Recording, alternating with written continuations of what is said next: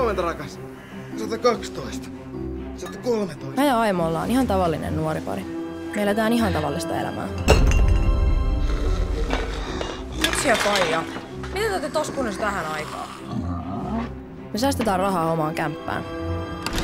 Mut se ei oo ihan niin yksinkertaista. Onpas hirveä läävä. Varsinkin jos toinen haluaakin jotain muuta. Mitä sä olet vailla? Niin kuin vaikka olla robotti. Mitä sä oot tehnyt? Mä haluatkin vähän mussukoille vahvistusta. Noin. On muutakin kuin metallia.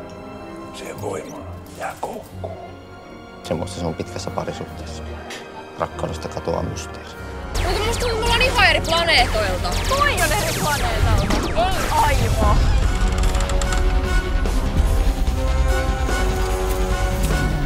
Tässä on äänen toistokin.